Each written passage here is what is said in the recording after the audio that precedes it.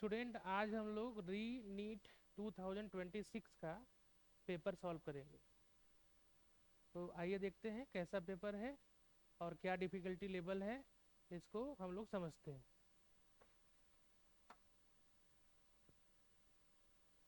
अपने पास कोड 80 का पहला क्वेश्चन फिजिक्स का, an ideal gas is made of polyatomic molecules.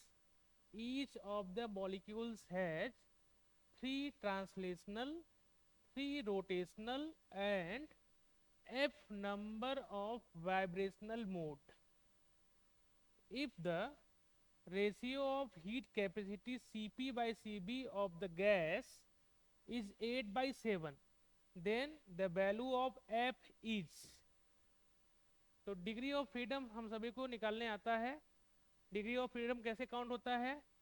F dash यहाँ ले रहे हैं, total number of translational energy, total number of rotational energy and total number of vibration में kinetic and potential energy.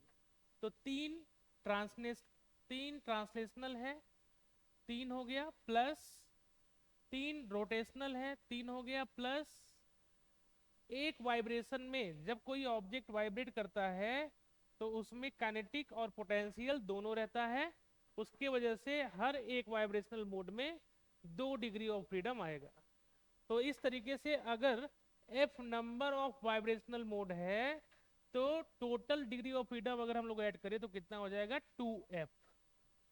तो total degree of freedom इस gas की जो हो गई 6 + 2f हो गई। ठीक है, अब अगर हम लोगों को Cb की वैल्यू चाहिए तो Cb इज इक्वल टू, सबको पता है क्या होता है, एफ डैश आर अपॉन 2। यहाँ जहाँ एफ डैश क्या है आपका? डिग्री ऑफ फ्रीडम, जिसको हम लोग पहले एफ लिखते थे। ठीक है, एफ डैश की वैल्यू कितनी आ गई देखिए आप, 6 + 2f इंटू आर बाई 2। 2 से डिवाइड कर दो तो कितना हो जाएगा? 3 + f इंटू आर। ये वैल्यू आ गई Cb की। इस तरीके से Cp की वैल्यू क्या होती है? Cp इज इक्वल टू क्या होता है? Cb + r। मतलब अगर हम इसमें ऐड करें तो कितना हो जाएगा? Cb + r करेंगे तो r कॉमन हो गया तो हो जाएगा ये 4 + f इंटू आर। अब दिया हुआ है Cp बाई Cv की वैल्यू दिया हुआ है, तो Cp divided by Cv is equal to 8/7 है।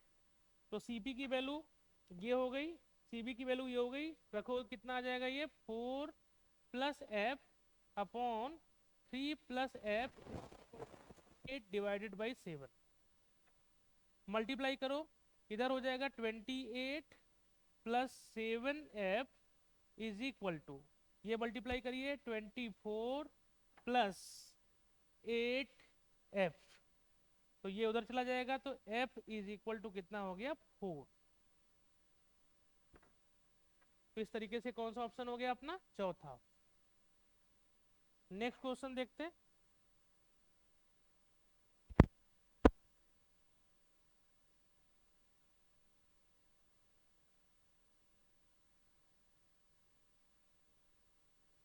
One main scale division of a vernier calipers is equal to 1 mm and the number of division on the vernier scale is 10. When both the jaws touch each other, the vernier scale shift to the left of 0 of the main scale in such a way that fourth division vernier division coincide with a division of the main scale. If this vernier caliper measures the length of wire to be 1 centimeter, the actual length of the wire is। तो क्या क्या दिया है, कैसे solve करोगे? देखो, इसमें सबसे पहले number of division, vernier scale division जो दिया है वह टोटल 10 दिया है। एक मेन स्केल डिवीजन जो है, वन मेन स्केल डिवीजन 1, वह कितना है अपना? 1 mm। ठीक है, लेकिन इस सवाल में ये नहीं दिया कितना BSD कितने MSD से मैच करता है। उसके वजह से ये सवाल अभी अधूरा है। हाँ ठीक है, एक बात समझ में आ रहा है कि ये 4th डिवीजन बर्नियर स्केल का जो है वो मैच कर रहा है one of the main scale division, जो कि लेफ्ट साइड है, इसलिए नेगेटिव एरर है, नेगेटिव जीरो एरर है। कितने का? 4th का। तो अब उस कंडीशन में हम लोग नेगेटिव जीरो एरर अगर निकाल लें तो उस कंडीशन में कितना आएगा? मेन स्केल डिवीजन की रीडिंग प्लस कौन सा डिवीजन मैच कर रहा है इनटू लिस्ट काउंट। तो मेन स्केल डिवीजन जीरो के पहले -1 + 4 इंटू लिस्ट काउंट हो जाएगा। लेकिन लिस्ट काउंट हम लोग अब कैसे निकालें? यहाँ पे लिस्ट काउंट निकालने का अपने पास व्यवस्था नहीं दिया है, उसके लिए डेटा इनकम्प्लीट है ना। उसके वजह से हम लोग क्या करें, हम ध्यान से देखिए इस सवाल में रीडिंग दिया हुआ है अपने पास 1 सेंटीमीटर, ठीक है। 1 सेंटीमीटर की रीडिंग दी हुई है जिस स्केल से, उसमें नेगेटिव जीरो एरर है। अगर नेगेटिव जीरो एरर है तो एक्चुअल रीडिंग अगर तुम पढ़ोगे तो क्या होगा? जो रीडिंग आ रही है प्रैक्टिकल रीडिंग इस इंस्ट्रूमेंट से, रीडिंग माइनस निगेटिव एरर। अब निगेटिव एरर जो भी आए निगेटिव जीरो एरर, तो माइनस माइनस करोगे प्लस हो जाएगा। इसका मतलब जो भी आंसर आएगा वह आंसर क्या होना चाहिए बोलो? 1 सेंटीमीटर से ज्यादा होना चाहिए। अब चूंकि सवाल में पूरा डेटा नहीं था तो हम लोग ऑप्शन के पास जाते हैं और ऑप्शन से समझते हैं, ठीक है। तो ऑप्शन में हमने क्या देखा कि ऑप्शन में जो कहानी है यहाँ पे 1 सेंटीमीटर ये हो गया। तो चूंकि 1 सेंटीमीटर रीडिंग तो नहीं आएगी एक्चुअल लेंथ, क्यों? क्योंकि इंस्ट्रूमेंट में एरर है। 1 से कम भी नहीं आएगा, 1 से कम भी नहीं आएगा, मतलब जो पॉसिबल है यही पॉसिबल है, 1 से ज्यादा ही आएगा, ठीक है। तो हम लोग एग्जैक्ट निगेटिव जीरो एरर नहीं काउंट कर पाएंगे, लेकिन ऑप्शन में जो आंसर चाहिए वो अपने पास है, इसलिए हम लोग ज्यादा दिमाग न लगा करके ऑप्शन को देख लेते हैं, समझ गए। ऑप्शन में सीधे सीधे दिया हुआ है कि एक ही वैल्यू ऐसी है जो 1 सेंटीमीटर से ज्यादा है, तो हम लोग उसको लगा लें। कुछ लोग ऐसे भी कर सकते थे कि हम अज्यूम कर लें, जो स्टैंडर्ड बर्नियर कैलिपर्स का मानक होता है, लीस्ट काउंट जो होता है 0.1 mm या 0.01 सेंटीमीटर करके सॉल्व कर लें, तो उससे आंसर डिफरेंट आएगा। क्यों? क्योंकि जीरो एरर जो आएगा अपना वह कितना आएगा? -1 + 0.1 नहीं, कितना 4 है ना, 0.4। तो ये हो जाएगा -0.6 mm। अगर mm हो गया तो सेंटीमीटर में कन्वर्ट करो, कितना हो जाएगा? 0.06 सेंटीमीटर माइनस ये एरर हो गया। अब वो घटाओगे अगर जो आपने यहाँ मेजर किया है 1 में से, तो 1 माइनस साइन के साथ घटाया जाता है 0.06, तो ये आएगा 1 + 0.6, मतलब 1.06 सेंटीमीटर। तब तो वो ऑप्शन में मिलेगा ही नहीं, इस हिसाब से सवाल गलत नहीं हो गया। हम लोग अपने से जो एज्यूम कर रहे हैं कि लिस्ट काउंट जो है अपने पास वह 0.1 mm हो गया, ये गलत कर दिया। जब सवाल में डेटा दिया ही नहीं है उस समय पे फिर हमको एज्यूम करने का कोई हक नहीं, समझ गए। तो उसकी वजह से हम लोग क्या कर रहे हैं, यहाँ पे ये आंसर लगा रहे हैं, ठीक है। Next question,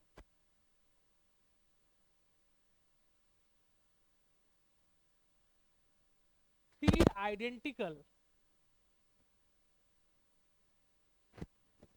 identical PN junction diode D1, D2, D3 are connected across a battery as shown in figure. If the width of depletion region D1, D2 and D3 are W1, W2, W3 respectively, then the correct option is। ध्यान से देखो, forward biasing में depletion region कम होता है और reverse biasing में depletion region ज्यादा होता है, ठीक है। इसका डिप्लीशन रीजन W1 दिया है, इसका W2 दिया है और इसका W3 दिया है। लेकिन ये क्या है? रिवर्स बायसिंग कंडीशन में, और ये किसमें है? फॉरवर्ड बायसिंग में। इसमें कोई बायसिंग है ही नहीं, तो ऑब्वियस सी बात है कि सबसे बढ़ा हुआ विड्थ जो होगा डिप्लीशन रीजन का W3 का होगा, और जो सबसे कम होगा, क्योंकि ये फॉरवर्ड बायसिंग में है तो इसका सबसे कम होगा, तो ये रह गया, इसका कोई भी बायसिंग नहीं हुआ। इसका मतलब क्या होगा, सबसे ज्यादा इसका, फिर इसका, फिर सबसे कम इसका, क्योंकि फॉरवर्ड बायस में तो ये घटेगा और ये रिवर्स बायस में तो ये बढ़ेगा और ये जैसा का तैसा रहेगा। इस कंडीशन में W3 is more than W2 is more than W1। तो कौन सा ऑप्शन मैच कर रहा है?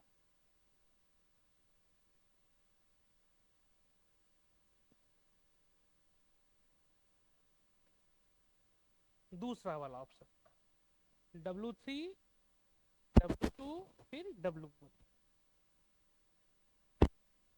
नेक्स्ट क्वेश्चन, इधर आ जाते।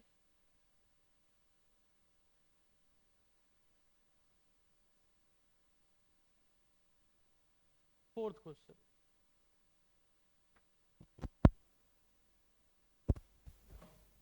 consider a spring mass simple harmonic oscillator in one dimension.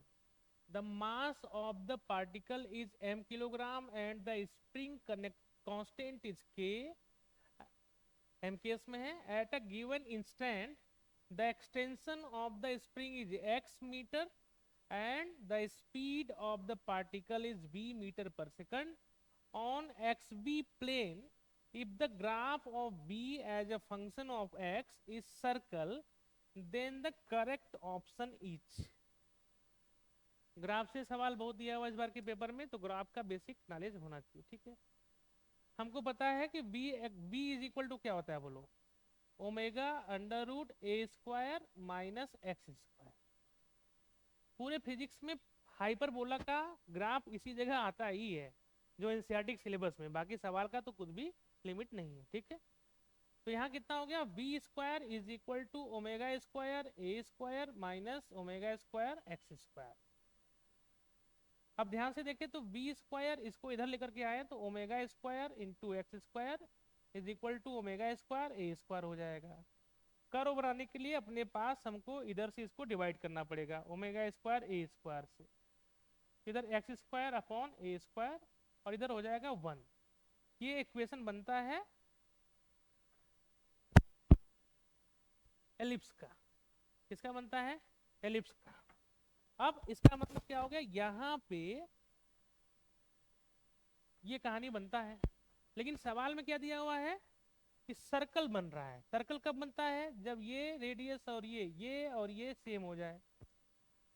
इसका मतलब यहाँ पे जो है ये टर्म और ये टर्म सेम हो जाए तो यहाँ बराबर क्या हो जाएगा, सर्कल का इक्वेशन बनेगा। उस कंडीशन में omega square A square must equal to A square, तो ओमेगा इज इक्वल टू क्या हो जाएगा 1। अच्छा, के इज इक्वल टू क्या होता है M omega square, omega is equal to 1 तो के इज इक्वल टू क्या हो जाएगा एम। मतलब जहां पे के इज इक्वल टू एम बनेगा उस समय एलिप्टिकल कर्व जो है वह क्या बन जाएगा, आपका सर्कल बन जाएगा।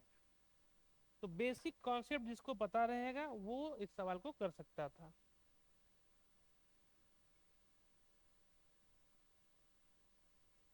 इलेक्ट्रोमैग्नेटिक वेव से सवाल रहता ही रहता है। An electromagnetic wave travelling in a looseless dielectric medium having a dielectric constant इतना has the electric field equation ये दिया हुआ है वोल्ट पर metre, where E naught is the amplitude and K is the standard, सब कुछ extender दिया हुआ है। among the following option the incorrect choice is, आपको इनकरेक्ट वैल्यू निकालनी है। तो इनकरेक्ट वैल्यू निकालने के लिए क्या करना पड़ेगा, हमको ऑप्शन देखना पड़ेगा। हमको इसका ऑप्शन देखते हैं हम लोग। सबसे पहले इक्वेशन ध्यान से देखो, ये दिया हुआ है the wavelength of the electromagnetic wave inside the medium is 300 metre.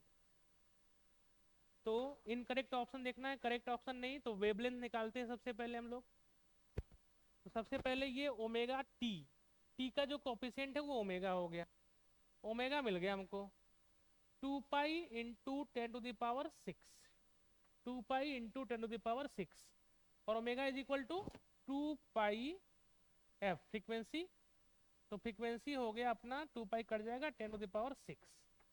Frequency का मतलब हो गया c/λ बराबर 10⁶। मतलब क्या हो गया, लैम्डा इज इक्वल टू कितना हो जाएगा c। अच्छा यहाँ पे जो c है वहां पे चूंकि ये मीडियम में चल रहा है तो c की जगह क्या करेंगे हम लोग v, कोई b लेंगे वेलोसिटी, जनरल वेलोसिटी। तो यहाँ से लैम्डा इज इक्वल टू क्या हो जाएगा v/10⁶। अब b चाहिए इस वेव की b वेलोसिटी, तो b की वैल्यू क्या होती है बोलो, c/n, c speed of light and refractive index जिसकी वैल्यू क्या होती है εr और μr। अब चूंकि ये क्या है लूजलेस डाइलेक्ट्रिक मीडियम है और केवल εr दिया हुआ, मतलब नॉन मैग्नेटिक मीडियम अगर रहेगा, केवल अगर εr दिया है तो μr की वैल्यू हम लोग वहां पे 1 ले लेते हैं। इस समय पे क्या हो जाएगा, ये c 3 × 10⁸ अपॉन εr की वैल्यू कितनी हो गई 9, तो यहाँ हो जाएगा 3, ये हो गया आपका 10⁸। मतलब स्पीड ऑफ वेव जो है यहाँ पे 10⁸ है। उस समय पे अगर हम लोग यहाँ से बात करें तो 10⁸ अपॉन 10⁶ कट जाएगा तो कितना आएगा 100 मीटर। कहने का मतलब जो वेवलेंथ है वो 100 मीटर आएगा इस वेव का, लेकिन दिया है ऑप्शन में 300 मीटर। इसका मतलब ये इनकरेक्ट हुआ। इनकरेक्ट अगर हुआ इसका मतलब क्या हो गया भाई साहब, इनकरेक्ट ही पता करना है। इनकरेक्ट तो हमको पहले ही ऑप्शन में मिल गया, लेकिन आगे पूरा ऑप्शन अगर हम लोग पढ़ें तो एक जगह कुछ थोड़ा सा मिस्टेक है। मिस्टेक क्या है, जैसे यहाँ पे इन्होंने बी मैग्नेटिक फील्ड का जो इक्वेशन लिखा है, बाकी चीजें तो सही है, यहाँ पे गड़बड़ कर दिया इन्होंने। क्योंकि हमको पता है E0/B0 इज इक्वल टू सी, तो B0 is equal to E0/c। मतलब यहाँ पे E0 होना था लेकिन इन्होंने B0 लिखा है। इस तरीके से हम लोग क्या मानेंगे, यहाँ पे भी ये इनकरेक्ट है। इसका मतलब ये भी सही हो गया, ये तो गजब हो गया, 2 ऑप्शन करेक्ट। ठीक है, अब आपके पास 2 ऑप्शन है तो 2 करना पड़ेगा। ठीक है, कोई एक तो जरूर करिए आप, कोई छोड़िए मत। दूसरा, the direction of propagation of electromagnetic wave is along +z axis. तो +z एक्सिस है क्योंकि एक पॉजिटिव और एक नेगेटिव है, और इसमें z क्या है पॉजिटिव है। ठीक है, the speed of the electromagnetic wave inside the medium is 10⁸। अभी आपने ये निकाला कि ये 10⁸ है। इसका मतलब ये दोनों तो सही है, हमको इनकरेक्ट चूज करना था, तो हमारे लिए ये दोनों ऑप्शन चूज करना था। अब 2 आप चूज कर रहे हैं तो चूज करना पड़ेगा, अगर 2 मिल रहा है तो चूज करिए। ठीक है, ठीक है, यहाँ पे मिस्टेक है किसका, पेपर का। लेकिन अब आप कोई एक जरूर कर लीजिए, वहाँ पे मल्टीपल चॉइस तो इसमें होता नहीं है, लेकिन फिर भी एक उसमें से चूज कर लीजिए, बोनस भी मिलेगा जिसकी वजह से आपको मिल जाए मार्क्स। ठीक है, next question.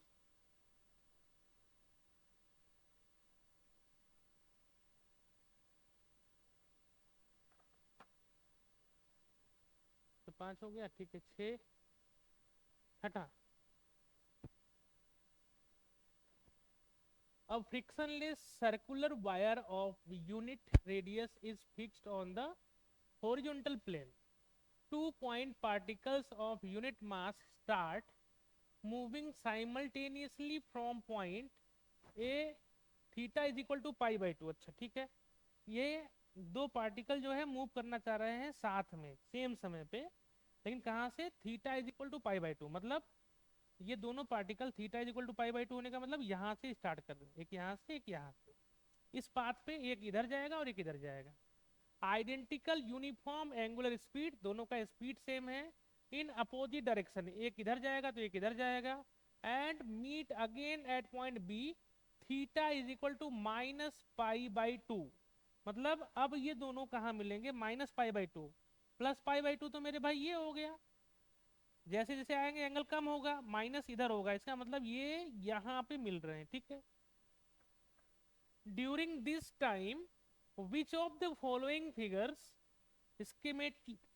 schematically represent the magnitude of the total linear momentum p of the system as function of theta। ठीक है, आपको ग्राफ भी मिल गया। ग्राफ का सवाल देखिए, इस बार जेई मेंस के पैटर्न पे क्वेश्चन आपको मिल रहे हैं, ठीक है, इसीलिए प्रीवियस ईयर का जेई मेंस का क्वेश्चन कराया जाता है। अब किसी मोमेंट पे हमको मोमेंटम निकालना है, मान लीजिए थीटा एंगल पे मोमेंटम निकाल रहे हैं, इस समय स्पीड v है तो इसकी भी v हो जाएगी। चलो टेंजेंशियल स्पीड v, ये अगर थीटा तो ये 90 माइनस थीटा, तो ये हो गया थीटा।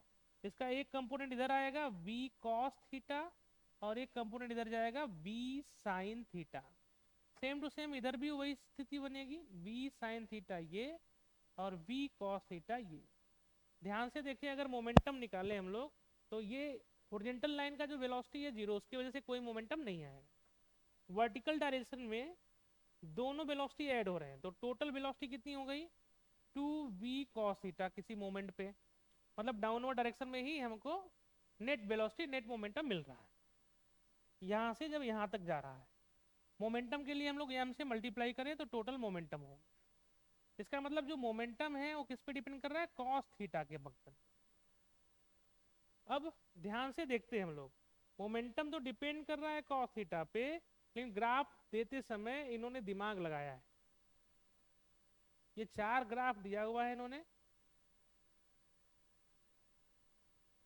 और अगर हम लोग केवल और केवल cos थीटा देख लें तो हम लोग क्या करेंगे, ये cos थीटा वाला कर्व बना देंगे, तो इस हिसाब से ये लग जाएगा। लेकिन ये गलत है, क्यों? अब आप एक चीज और देखिए, ये जो आपका पार्टिकल था शुरुआत में थीटा बराबर पाई, थीटा यहाँ से दिया हुआ है तो थीटा बराबर पाई/2 पे ही था, उसके वजह से पाई/2 पे p की वैल्यू cos पाई/2 जीरो हो जाएगी, इसलिए ये पॉसिबल नहीं है। पाई/2 पे जीरो था, फिर जब ये माइनस पाई/2 पे आया फिर भी जीरो हो जाएगा। बीच में मोमेंटम बढ़ा है क्योंकि 90 से जीरो एंगल हुआ है, फिर घटेगा, इसलिए ये पॉसिबल है, ठीक है। तो इन्होंने ऐसा cos थीटा पे नीट खूब सवाल देता है, ठीक है, पहले भी दिया हुआ है, तो उसको अच्छी तरीके से जानिए। एक बार 2017 में दिया हुआ था h is equal to 2t cos theta बटा r रो जी पर, ठीक है। क्योंकि थीटा बढ़ने पे cos की वैल्यू घटती है, उसकी वजह से ये ऐसा कर्व देते हैं, ऐसा सवाल देते हैं। लेकिन इस बार इन्होंने और दिमाग लगाया था, तो आप ध्यान से उसको देखिएगा।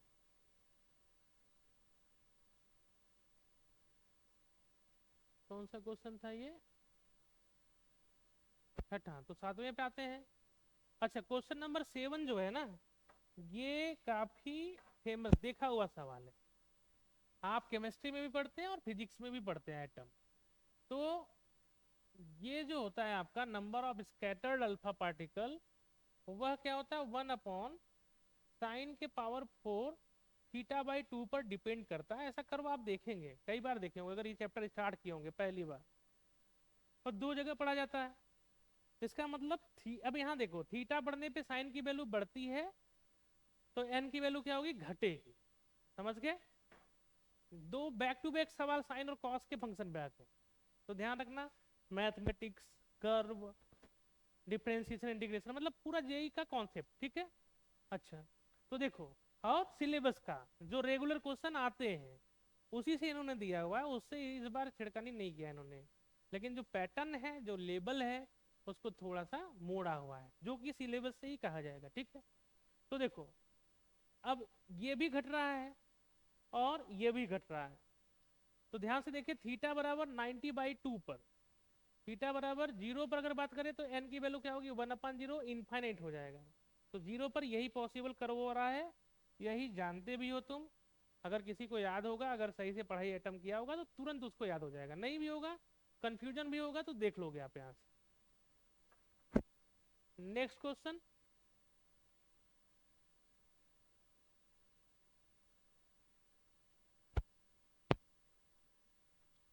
Consider 3 media PQR with refractive indices 1, 1.25 and 1.5।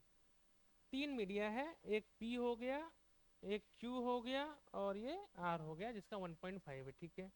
ये 1.5 रिफ्रैक्टिव इंडेक्स, ये हो गया 1.25, और ये हो गया 1।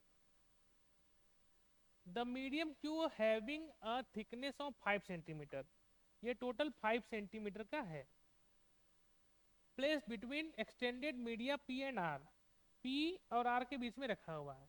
As shown in figure, an object O is placed at the centre of medium Q। एक ऑब्जेक्ट यहाँ पे रखा गया, सेंटर ऑफ मीडियम Q, ठीक है, यहाँ रखा गया, मतलब यहाँ से 2.5 सेंटीमीटर और यहाँ से भी 2.5 सेंटीमीटर पे।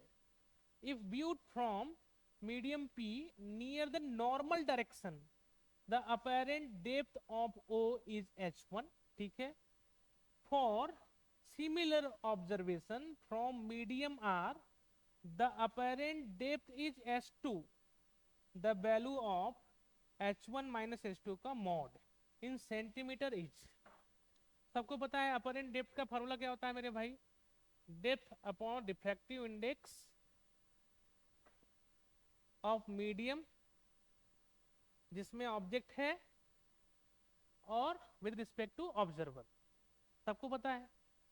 तो H1 की बात करें तो डेप्थ कितना है 2.5 सेंटीमीटर में ही आंसर चाहिए, तो चेंज मत करो। Upon diffractive index of 2 with respect to 1, तो म्यू टू कितनी हो गई 1.25 अपॉन 1 हो जाएगा, ये काटोगे कितना आ जाएगा 2 आ जाएगा। ऐसे H2 देखो तो D upon diffractive index of किसका, किस में देख रहे हो तुम, म्यू क्यू को, कहाँ से देख रहे हो R से, ये ज़्यादा अच्छा रहेगा, ठीक है। क्यू को देख रहे हो कहाँ से, P से, सॉल्व कर सकते हो। अब यहाँ पे देखो अगर D की वैल्यू तो 2.5 सेंटीमीटर ही है, अब ये हो गया mu Q upon mu R, तो हो गया ये 2.5, म्यू क्यू की वैल्यू कितनी है बोलो, इसकी रिफ्रैक्टिव इंडेक्स 1.25, म्यू R की वैल्यू कितनी है R में 1.5। अब इसको मल्टीप्लाई करोगे तो ये हो जाएगा 2.5 इंटू 1.5 अपॉन 1.25, इससे डिवाइड करोगे तो ये 2 टाइम और ये हो जाएगा 3, मतलब ये हो गया 3। कहने का मतलब H1 माइनस H2 करोगे तो कितना हो जाएगा, 2 में से 3 घटाओगे तो -1 आएगा, लेकिन मॉड है इसलिए आंसर कितना आ जाएगा 1।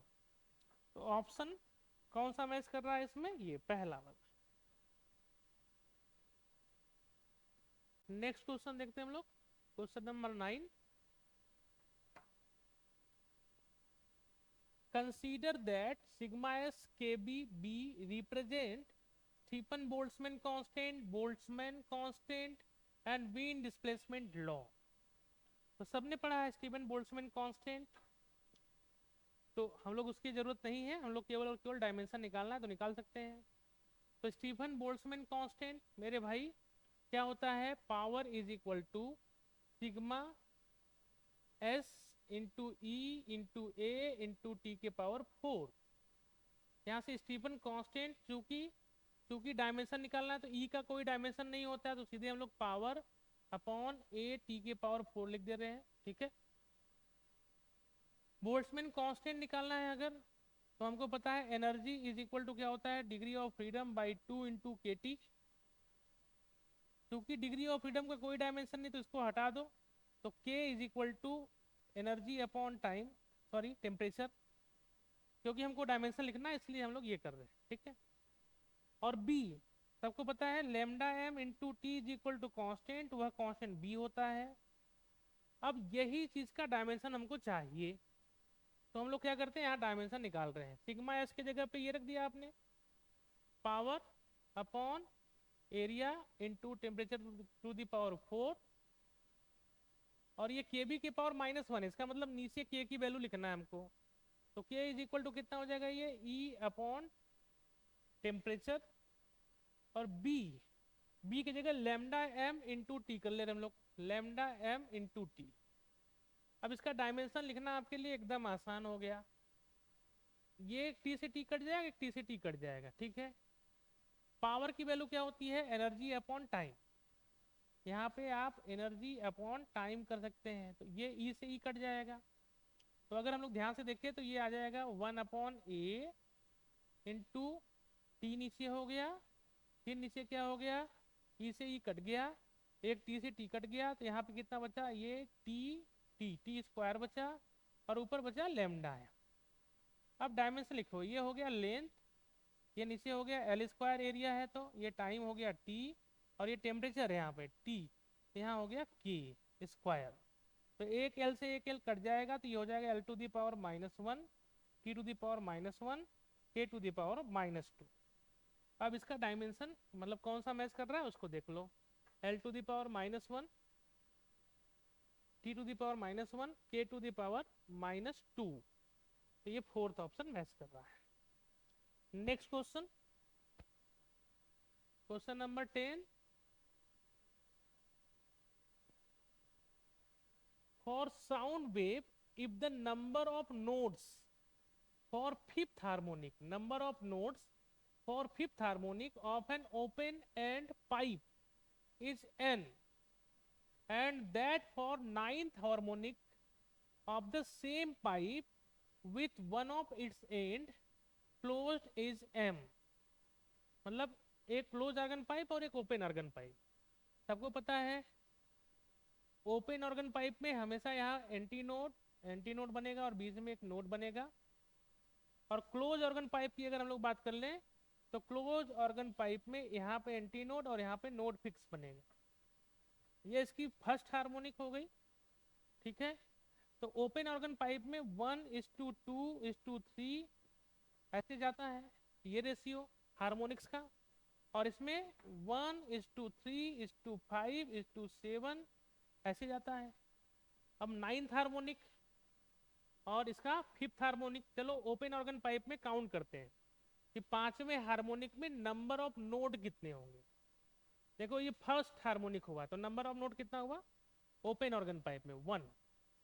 फिर अगर सेकंड हार्मोनिक होगा मतलब और तेजी से फूंक मारोगे तो पक्का एंटी नोड और एंटी नोड यहाँ बनता है, लेकिन एक नोड की जगह दो नोड बन जाएगा, मतलब एक नोड और बनेगा, समझ गए। तो बीच में एक एंटी नोड बन जाएगा। इसका मतलब सेकंड हार्मोनिक के लिए नंबर ऑफ नोड भी 2 है। इसका मतलब number of node in open organ pipe is equal to number of harmonic.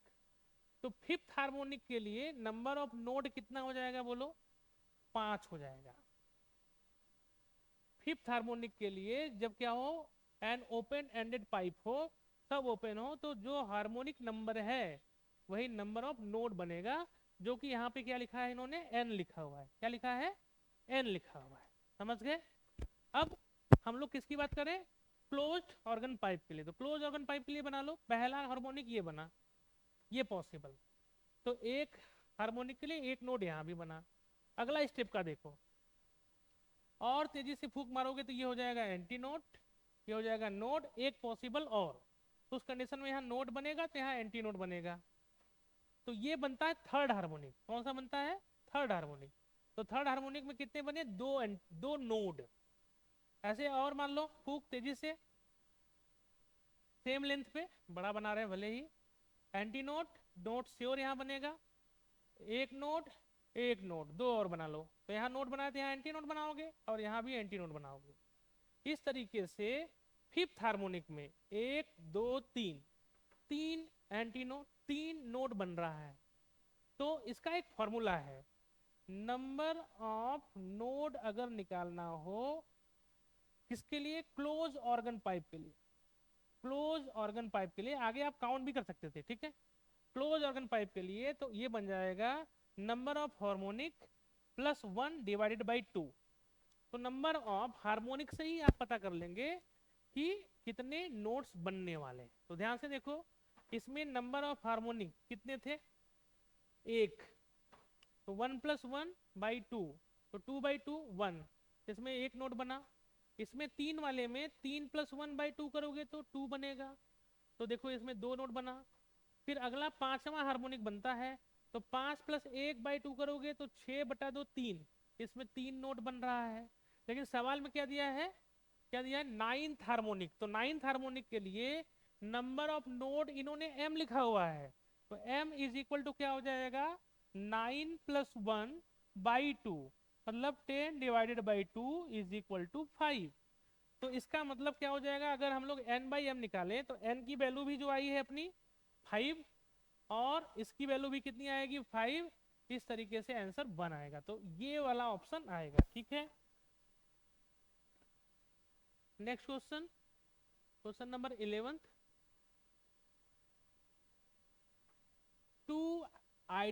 two infinitely long parallel conducting wires A and B carry current I and 2I respectively in the same direction. The wire A has uniform mass per unit length lambda and lies on insulated floor. मतलब ये जो A वाला wire है वह insulated floor पे जो है क्या है रखा हुआ है, ठीक है, इस टेबल पे रखा हुआ है ये वायर, जिसमें करंट किया जा रहा है I, ठीक है, जिसका मास पर यूनिट लेंथ कितना है lambda. The wire B is kept fixed at height h above the floor. B वाला वायर जो है इसके ऊपर फिक्स किया जाता है कितने हाइट पे, h हाइट पे.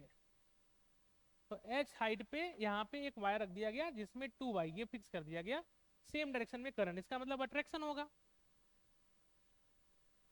The minimum magnitude of h so that wire A does not rise the floor is, मतलब इस h की क्या वैल्यू हो कम से कम जिसकी वजह से इनके बीच में जब अट्रैक्शन हो तो ये उठे नहीं. ये ना उठने के लिए इसका ग्रेविटी फोर्स जिम्मेदार होगा. तो F की वैल्यू हम लोगों को निकालना पड़ेगा. चलो यहाँ देख लेते हैं. F is equal to M G. तो F is equal to M G. कौन रोकेगा एम जी को या कौन ले जाएगा एम जी को, मैग्नेटिक फोर्स ले जाएगा, ठीक है. और मैग्नेटिक फोर्स क्या होता है मेरे भाई, फोर्स पर यूनिट लेंथ जो होता है वह क्या होता है बोलो, वो होता है mu not upon 2 pi I1 I2 और इनके बीच का डिस्टेंस. तो यहां से mu not upon 2 pi I1 की वैल्यू आई और इसकी 2i, तो 2i स्क्वायर, ठीक है, और ये हो जाएगा लेंथ यहाँ मल्टीप्लाई हो जाएगा. d कितना है h, और वही h हमको चाहिए तो हम लोग यहाँ पे रख देते हैं. ये हो गई वैल्यू किसकी, f की, बराबर क्या चाहिए mg, और h चाहिए तो h इज इक्वल टू कितना हो जाएगा बोलो, ये m इधर आएगा तो mu not upon 2 pi into 2i square into l upon m into g. m का मतलब क्या हुआ लेमडा इंटू एल, मास अगर निकाले तो, इंटू क्या हो गया g, मास की जगह लेमडा एल रख दिया और बराबर हो गया h. एल से एल क्या हो गया, कट गया, 2 से 2 कट गया तो बचा कितना mu not upon pi I square lambda into जी. तो कौन सा ऑप्शन मैच कर रहा है देखिए, mu not I square upon pi lambda ji, mu not I square upon pi lambda जी, तो ये ऑप्शन 1 हो. नेक्स्ट क्वेश्चन देखिए,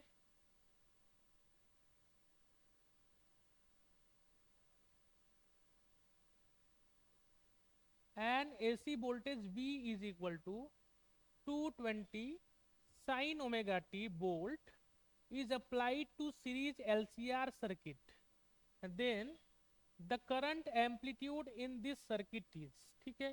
करंट एम्पलीट्यूड का फार्मूला क्या होगा यहाँ पे, V नॉट अपॉन जेड. तो जेड की वैल्यू चाहिए, V नॉट तो मिल गया यहाँ से कितना है 220 वोल्ट, जेड क्या होता है under root R square plus XL minus XC का होल स्क्वायर. अब एक्सएल की वैल्यू क्या होती है बोलिए, XL is equal to omega into L. Omega दिया हुआ है यहाँ पे सीधे 2 into 10⁻³ into L 10 milli henry, कितना हो गया 10 इंटू 10⁻³ तो ये हो गया आपका 20 ओम. अब बात करें एक्सी की, एक्सी इज इक्वल टू क्या होता है 1 अपॉन ओमेगा इंटू सी. तो 1 upon omega is equal to 2 into 10⁻³ C कितना हो गया 25 माइक्रोफेरेड. तो 25 माइक्रोफेरेड कितना हो गया 10⁻⁻⁶.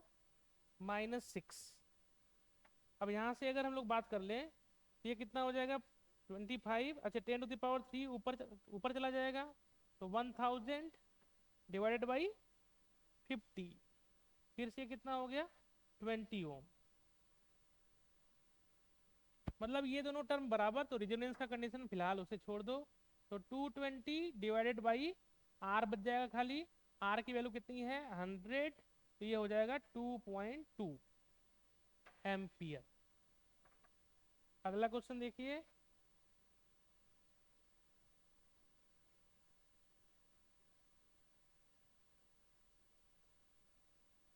ये क्वेश्चन नंबर 13।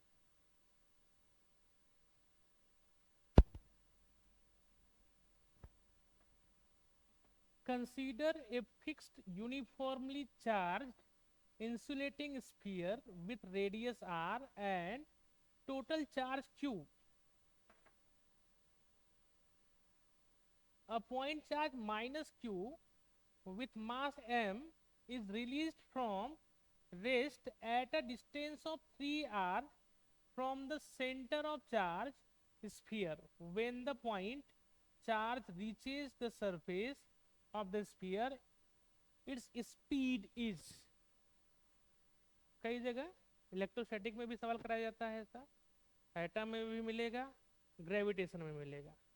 तो सवाल जो है बढ़िया सवाल है ये, और दिखने वाला सवाल है, ठीक है।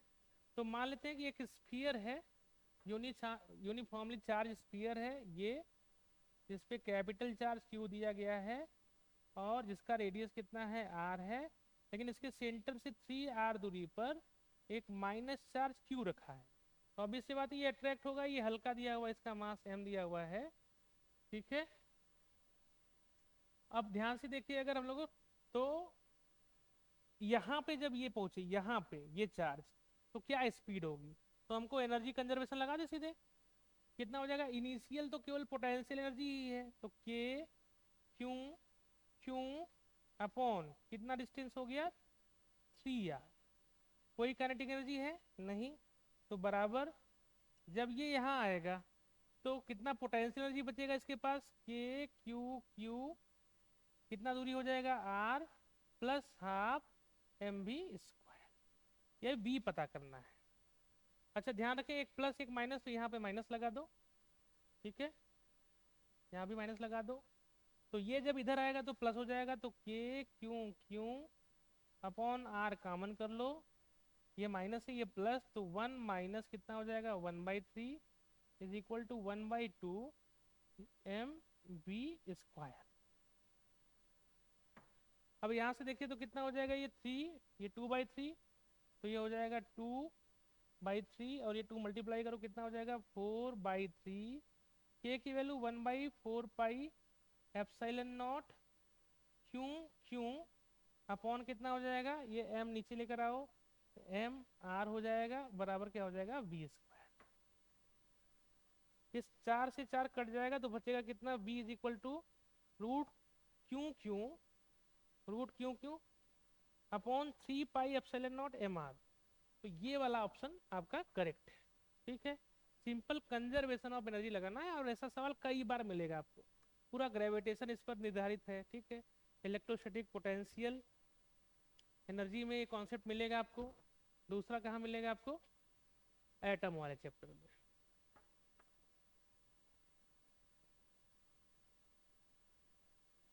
Question number 14, a beam of light falls on a metal surface such that photoelectrons are generated.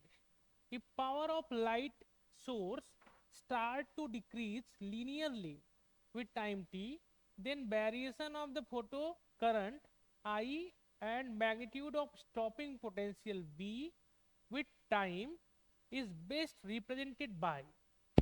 तो बताया पावर डिपेंड ऑन इंटेंसिटी और intensity depend on photo current.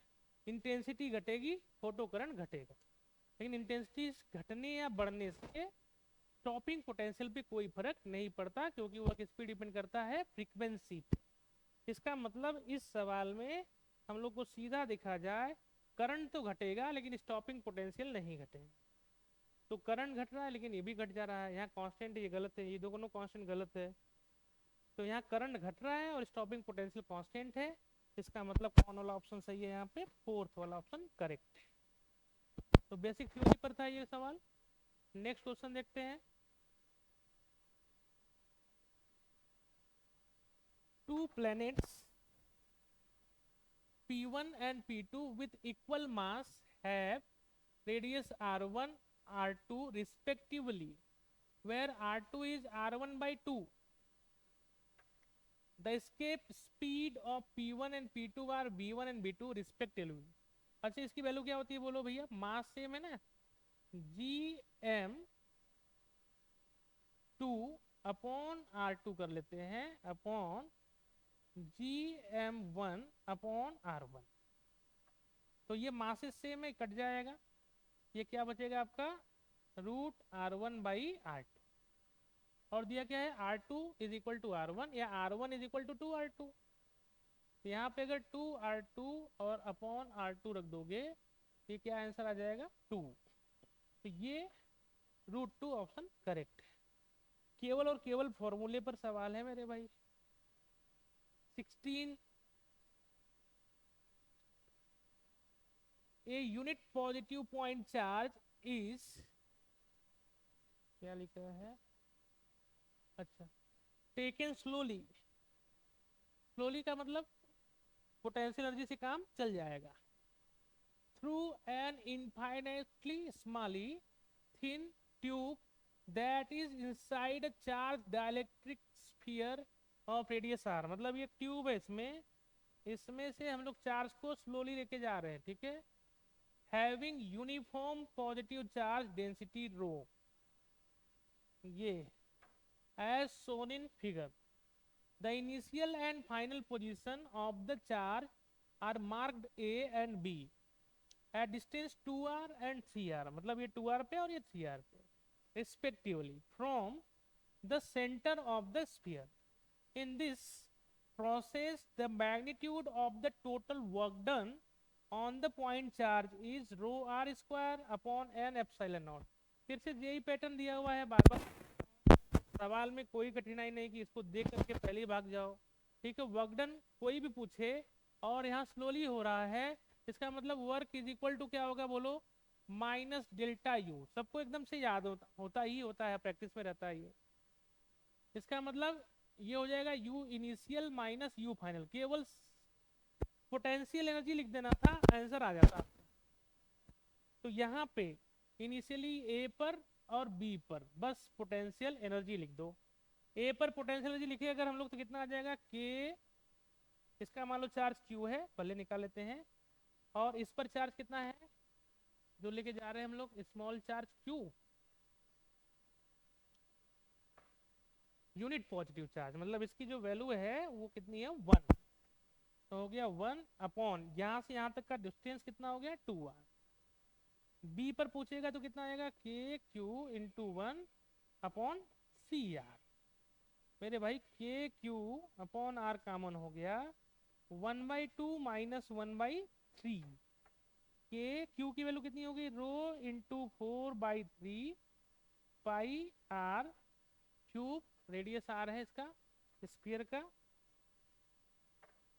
By are, यहाँ घटाओगे कितना हो जाएगा ये 1/6। अब ध्यान से देखो, अगर k की वैल्यू रख दे अगर हम लोग तो k की वैल्यू कितनी आ जाएगी, क्योंकि यहाँ k वाला टर्म है नहीं, तो k की जगह 1/4 पाई रख दें यहीं पे, 1/4 पाई एप्सिलॉन नॉट। 4 पाई से 4 पाई चला गया, ठीक है। तो हो जाएगा ये कितना, ये 3 नीचे आएगा, 3 बच रहा है, तो 1/3 1/6, ठीक है। 1/18 हो जाएगा, यहाँ हो जाएगा रो, पाई से पाई कटी गया है तो बचा क्या रो आर स्क्वायर अपॉन 3 इंटू 6, कितना हो गया ये 3 इंटू 6 18, और एक आर से आर कट गया था, बचा गया रो आर स्क्वायर एप्सिलॉन नॉट, नीचे बचा, और यहाँ पे एन एप्सिलॉन नॉट है। तो इस तरीके से एन की वैल्यू कितनी हो गई, एन की वैल्यू हो गई कितनी 18। अगर गलत नहीं कर रहे तो ये वाला ऑप्शन आएगा। क्वेश्चन नंबर 17 देखिए,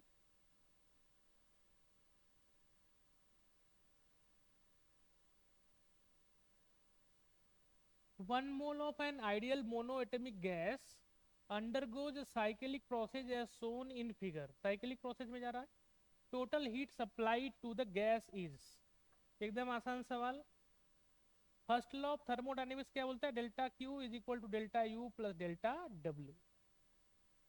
साइक्लिक प्रोसेस के लिए delta U 0 plus delta W, और डब्ल्यू सीधे लगा सकते हो, कितना आएगा, एरिया ऑफ द साइकिल निकालो। तो एरिया कितना हो गया, ये 200, और ये 2 से 5, ये कितना हो गया बोलो 3, कितना हो जाएगा 200 इंटू 3, तो 600 जूल। सीधा सवाल। क्वेश्चन नंबर 17, फिर आ जाते हैं हम लोग इस पे 18 पे।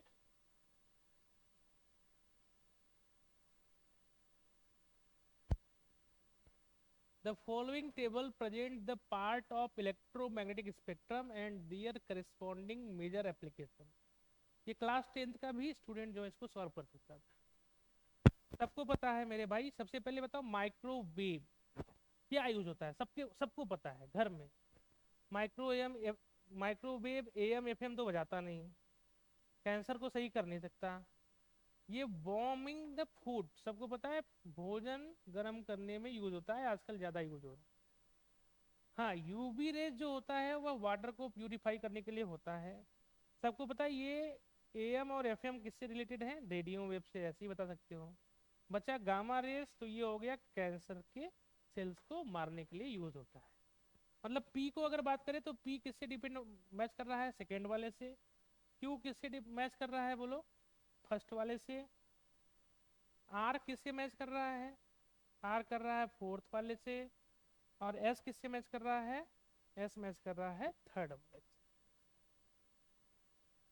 अब ऑप्शन आप देख सकते हैं कौन सा ऑप्शन मैच करेगा।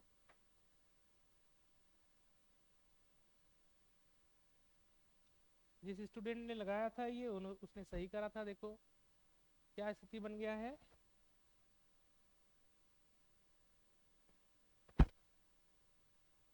पी को माइक्रोवेव गर्म करने के लिए, पी को सेकंड से, क्यू को प्यूरिफाइंग फर्स्ट से, आर को फोर्थ से, और रेडियो वेव थर्ड से।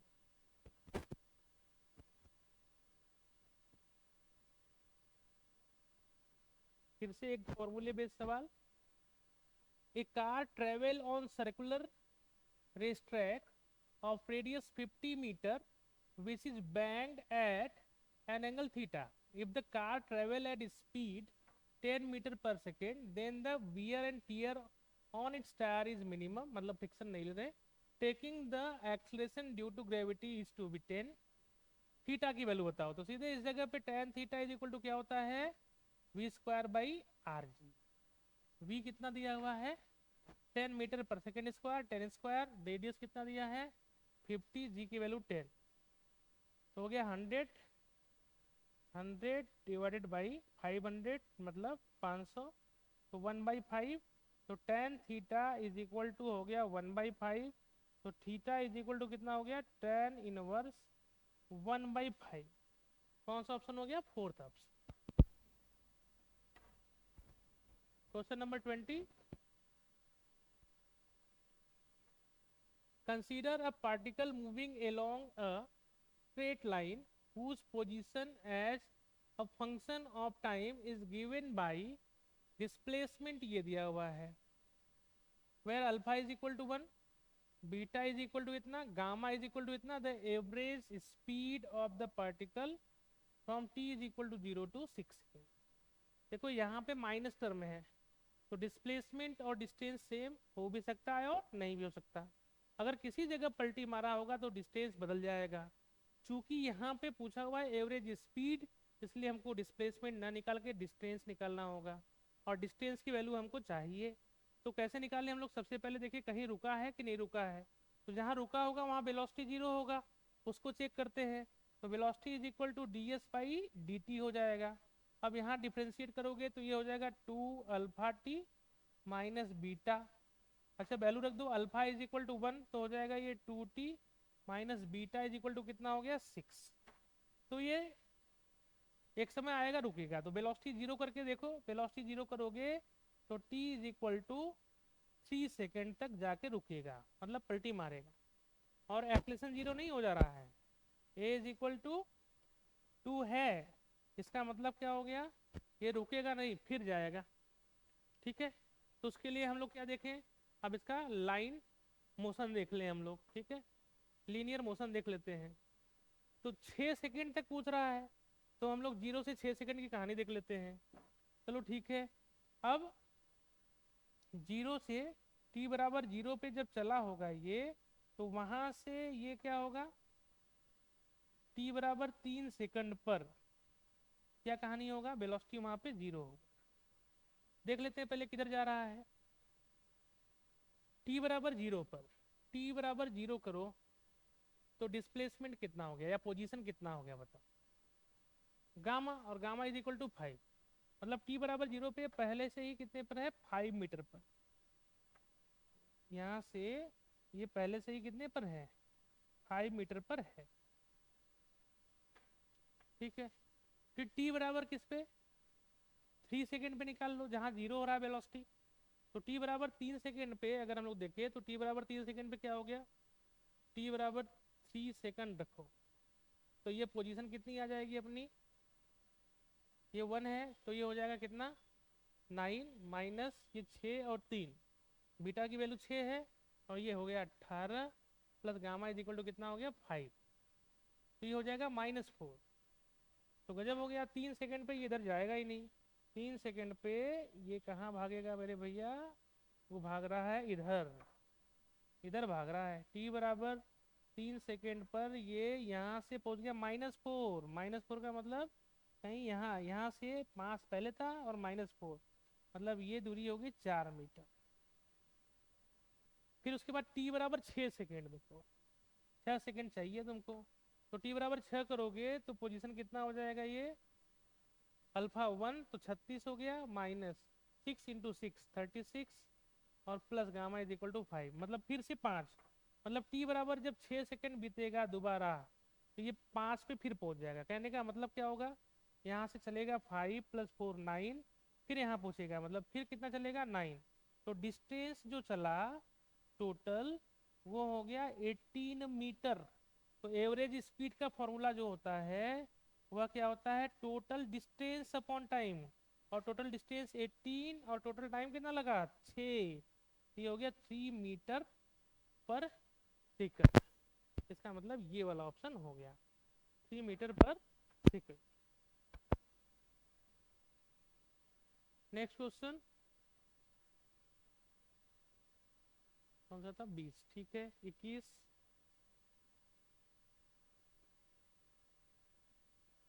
a point charge q is placed inside a cavity, charge cavity के भीतर रख दिया गया, within a solid isolated conducting sphere, consider point a b c as shown in the figure, where the magnitudes of the electric field are ea, eb, ec respectively. The point b and c are at the same distance from the center of the solid sphere, मतलब ये दूरी same है। ठीक है, तो क्या पूछा है, द करेक्ट ऑप्शन इज, अच्छा देखो यहाँ पे इलेक्ट्रिक फील्ड 0 होगा कि नहीं होगा, चूंकि क्यू यहाँ पे है तो ऑब्वियस सी बात है इलेक्ट्रिक फील्ड यहाँ पे 0 नहीं होगा।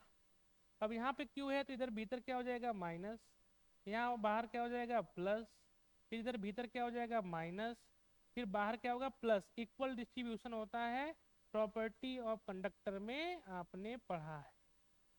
अब अगर कोई स्फीयर है उस पे चार्ज ऐसे फैला है, तो सेम डिस्टेंस पे इलेक्ट्रिक फील्ड क्या होती है, सेम होगी। मैग्नीट्यूड की बात कर रहे हैं हम लोग, ठीक है, डायरेक्शन की बात नहीं कर रहे हैं।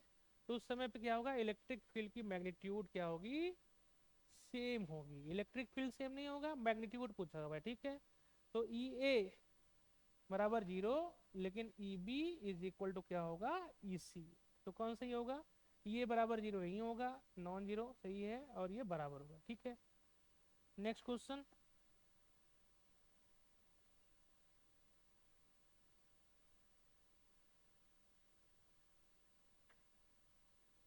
in the measurement of viscosity of liquid using terminal velocity experiment spherical ball of same radius but having different density are used. The variation of the terminal velocity v with the ratio of density of a spherical ball sigma to density of the liquid. सबको पता है कि अगर ये sigma वाला material रो में गिरता है तो टर्मिनल वेलोसिटी का formula 2/9 r square sigma minus rho into g upon eta होता है। अब चूंकि इन्होंने क्या पूछा है, बी और सिग्मा बाई रो का रेशियो, तो यहाँ से अगर हम लोग सिग्मा बाई रेशियो निकालें, रो कॉमन कर लें, तो ये सिग्मा बाई रो -1 के प्रोपोर्शनल बनेगा, तब हम लोग कर्व निकाल सकते हैं। अब ध्यान से देखें तो ये स्ट्रेट लाइन तो जाएगा, उसमें कोई डाउट नहीं, लेकिन क्या होगा, निगेटिव इंटरसेप्ट होगा। उसके लिए फिर हम लोग क्या करें,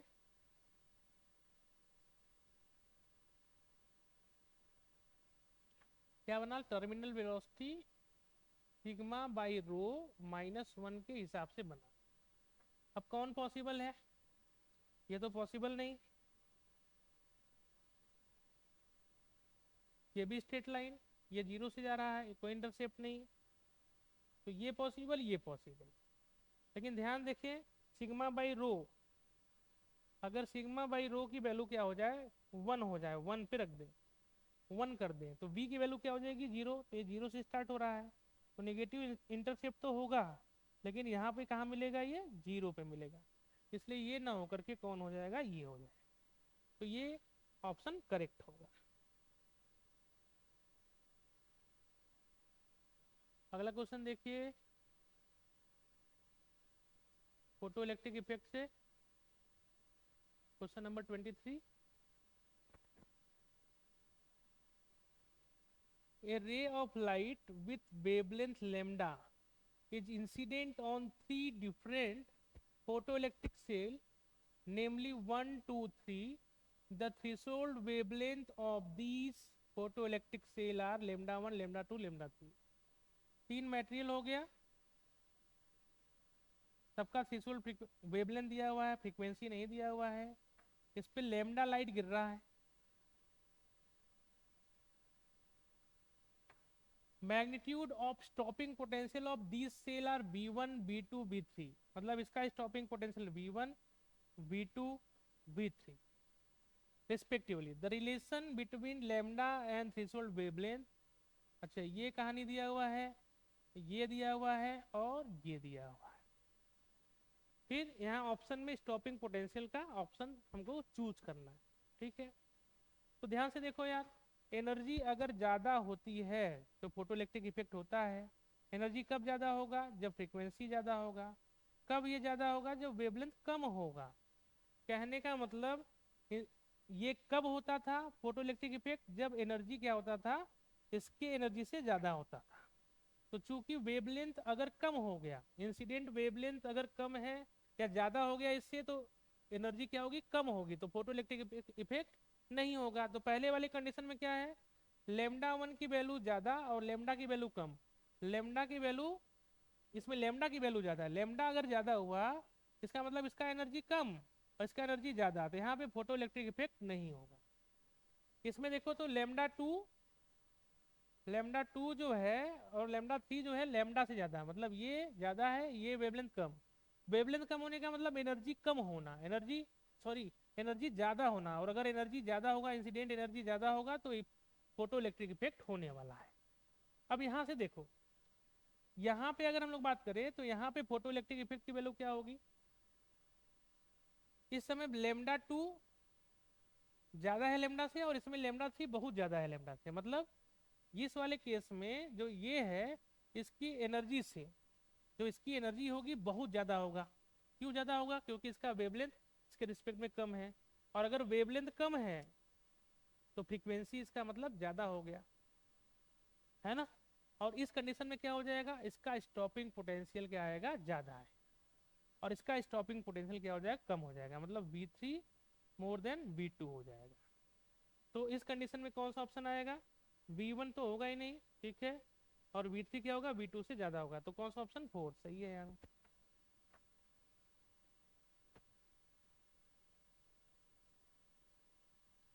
मैग्नेटिक इफेक्ट से सवाल देखिए, करंट I1 आ रहा है, flows through metallic circular loop of radius R as shown in figure, resistance of segment ABC is half that of ADC। मतलब अगर ये R है तो ये कितना है, R/2 रेजिस्टेंस है।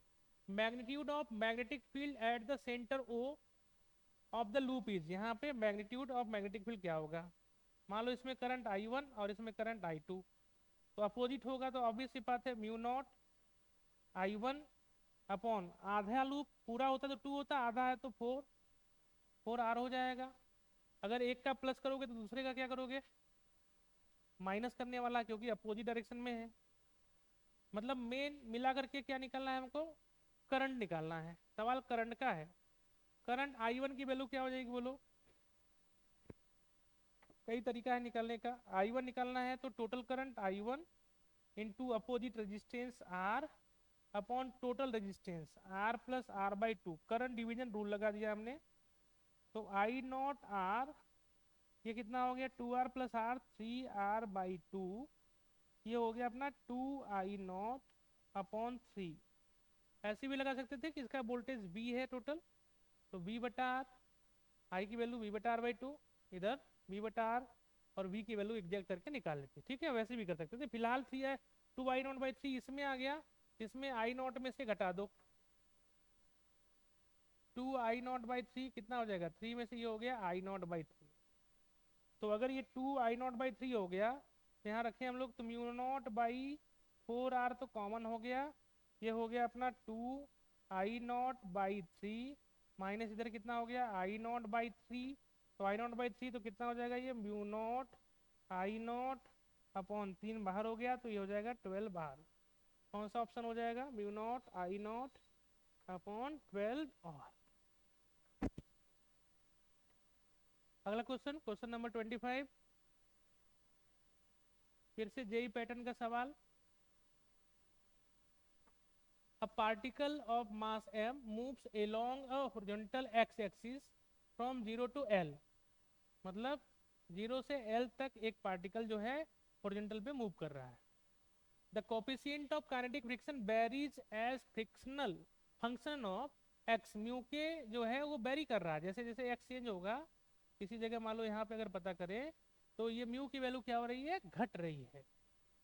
Where μ0 alpha constant of appropriate dimension so that mu के L इज इक्वल टू 0। मतलब घटते घटते यहाँ पे जब हम लोग पहुँच रहे हैं तो म्यू के की वैल्यू क्या हो जा रही है, 0। और जब x बराबर 0 है, मतलब x बराबर 0 करोगे तो यहाँ पे क्या है, μ0 से, मतलब μ0 से जा रहा है वहाँ पे 0 पहुँच रहा है, ठीक है। ग्राफ से भी बना सकते हो, डायरेक्ट भी सवाल लगा सकते हैं, ठीक।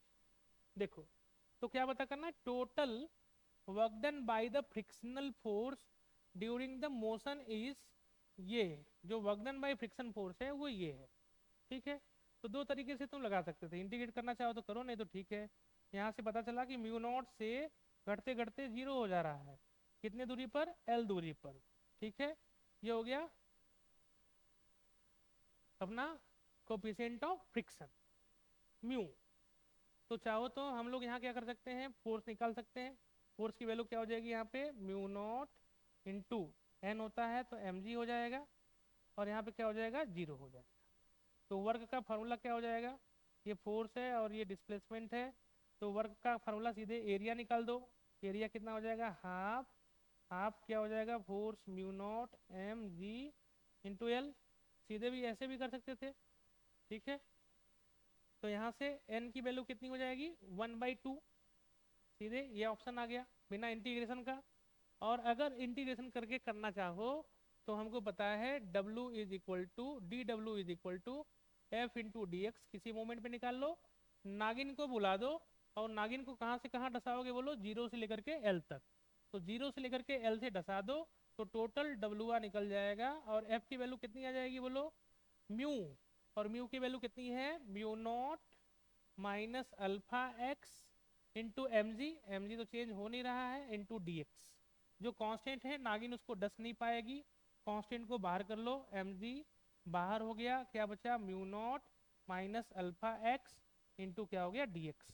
0 से लेके L तक इंटीग्रेट कर दो, mg यहाँ पे इंटीग्रेशन करो कितना आएगा, mu not into x minus ये कितना हो जाएगा अल्फा एक्स स्क्वायर बाई 2, एक बार जीरो रखो एक बार एल, एक बार अपर लिमिट रखो एम जी, अपन रखो कितना आएगा mu not into l minus alpha L square by 2, और जीरो करोगे कहानी खत्म हो जाएगा। लेकिन अल्फा के लिए ही ये कंडीशन दिया हुआ है कि जब हम लोग क्या पूछे, मतलब अल्फा निकालना है, जब हम लोग कहाँ पूछ रहे हैं एल रख रहे हैं तो जीरो हो जा रहा है, तो रख के देख लो यहाँ पे, ये कर दो जीरो बराबर क्या हो जाएगा mu naught minus alpha x जगह क्या रख दो एल, तो यहाँ से क्या हो जाएगा alpha is equal to mu not divided by l, तो ये रख दो यहाँ से m into g mu not into l minus alpha की जगह क्या रखा आपने म्यू नॉट बाई एल, तो म्यू नॉट बाई एल करोगे तो एक एल कट जाएगा, तो म्यू नॉट एल बाई 2। अब अगर यहाँ से घटा दें हम लोग तो कितना हो जाएगा म्यू नॉट एल बाई में से म्यू नॉट एल बाई 2 घटाओ कितना हो जाएगा 1/2 M G mu naught L. क्या ये आंसर सेम है कि नहीं है? चाहे इधर से वर्क डन निकालो चाहे ऐसे निकालो, तो चाहे ग्राफ के माध्यम से निकालते चाहे इंटीग्रेशन के माध्यम से निकालते आंसर अपना सेम आता।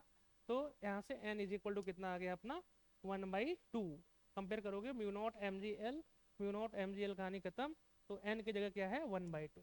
इस तरीके से दोनों तरीके से इस नीट का जो सवाल जो टफ सवाल कहलाता तुम्हारे लिए कि 2026 में री नीट का पेपर जो टफ आया है, और अगर बेसिक कॉन्सेप्ट पढ़ा हुआ है आपने, जेई मेंस का प्रीवियस ईयर का क्वेश्चन किया हुआ है, हॉट टाइप का क्वेश्चन किया है, अपने सीट का बढ़िया क्वेश्चन किया हुआ है, तो आपको कोई दिक्कत नहीं आता। ठीक है, कट ऑफ की वैल्यू थोड़ा कम होगी लेकिन घबराने की ज़रूरत नहीं है। आप जितने जितने भी लोगों ने प्रैक्टिस किया होगा उसके लिए ये सवाल बहुत टफ नहीं होगा, नीट के लेवल से वो टफ हो जाएगा, इसमें कोई डाउट नहीं। लेकिन हमको प्रैक्टिस सारे सवालों का सारे टाइप का करना चाहिए। ठीक है, चलो देखो आगे।